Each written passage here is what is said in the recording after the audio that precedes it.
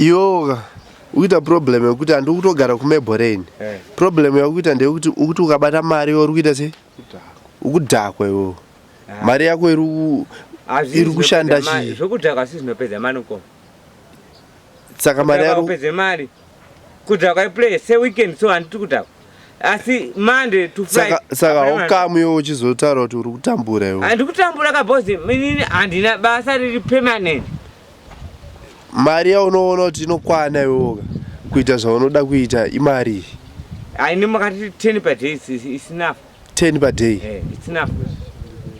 10 per day unenge uchishandise. 10 per day is enough. Unenge uchishandise. Ndotenga muriwo? Ninge nemhuri dzangu. Wati izvo zvauna mhuriwo. Ndinadzo padzimusha. Dzotoda kutumiwa every month. Saka unombotumira mari kumusha here? Inotumira. Wapedzera kutumira rini? Mama handine zona ndiri kubus stop kuwachibhitu. Tifonere. Fonai. Fonai. Unotumira mari kumusha? Ndotumira kana 100. Kana 1 something. Kana ndinayo. Kana 1 something by every month? Every month. Saka usi kutambura kayo? Aiwa. Ndikutambura bosi. Ndiona zvokujuma juma. Unaona zvokujuma. Pane zvokuti ndinezana chiti bosi achazompa mari yangu musaka. Asi nekuita zvokujuma. Aiwa paunodonhera kamera. Aiwa ndikuziva. Mira uko Ama mashure chete kutaurika chete. Asi ndikuziva kuti newano pamwe pachino kona kujuma ndobva ndati hama dzangu batsika napa. Pamwe pacho ndotaura apa ndakangomana ndakasungwa. Hapana chinhu vanodzidzisa. Pamwe pacho ndakaiwana ndoti hama dzangu batsirikaiwo. Saka tikakutsvagira basa chero remaoko unokwanisa kushanda here? Basi inini ndinosenza kana building ndokubasa kwangu. Une mapepa ebuilding? Andinayo ari kumba ndinawo. Alright. Ndinawo.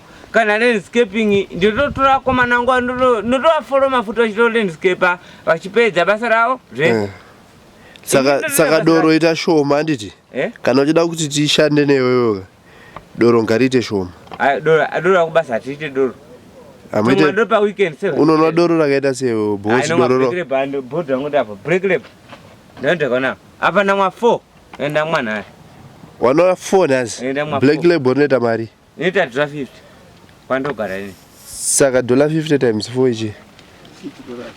$6. Saka which means pa $10 yaunoda pa day minus 6 unenge uchisarwa ne$4. Asa ndimwe day.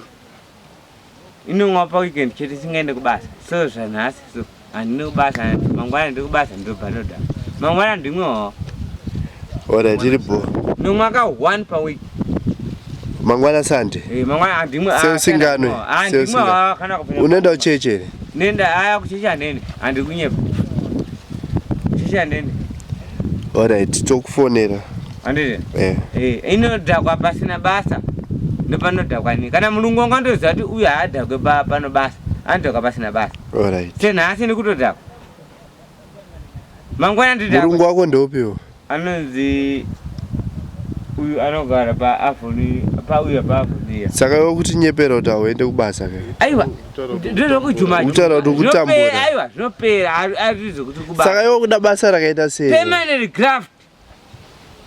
Lokuti mimi kupera kumwedzi, mwandiwa mari yangu andiri? Inoenda kumba kwangu. Saka para ukuita. Contraction inoita inombokata, yombofaya, yombokata, saka si basa rekuti unogona kushanda. Kana driving futi ndine. Watu unonzani? Toendepi Nyamutsaka.